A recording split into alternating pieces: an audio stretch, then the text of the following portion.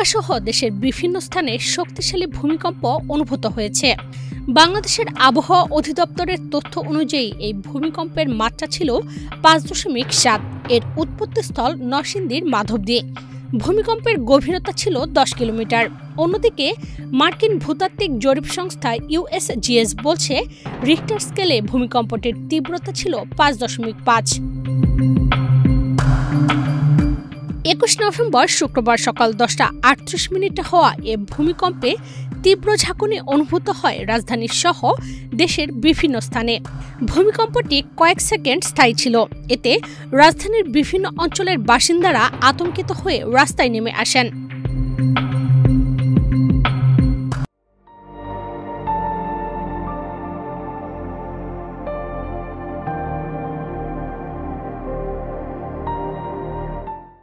ভূমিকম্পের সময় রাজধানীর পুরান ঢাকার বংশাল এলাকার একটি 5তলা ভবনের অংশ ধসে 3 জন পথচারী নিহত হয়েছেন।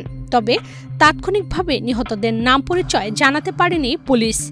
নিহতদের উদ্ধার করে হাসপাতালে নেওয়া হয়েছে। স্থানীয়রা জানান, ভূমিকম্পের সময় নিহতরা সড়ক দিয়ে হেঁটে যাচ্ছিলেন। এ সময় হঠাৎ করে 5তলা বিল্ডিংয়ের রেলিং ধসে পড়ে।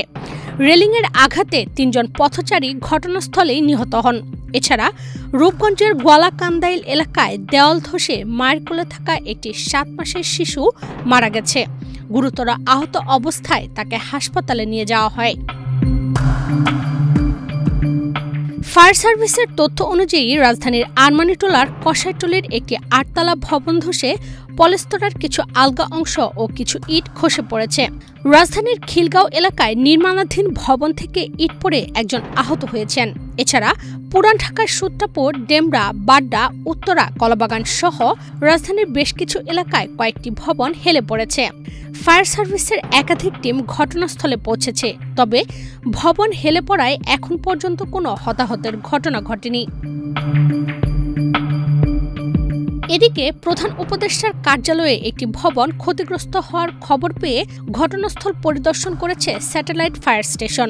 যদিও প্রধান উপদেষ্টার কার্যালয়ে কোনো ক্ষয়ক্ষতি হয়নি বলে জানিয়েছে ফায়ার সার্ভিস। অন্যদিকে রাজধানীর বারিধারার একটি বাসা এবং মুন্সিগঞ্জের গজারিয়ার একটি বাসায় আগুন লাগার তথ্য জানিয়েছে ফায়ার সার্ভিস।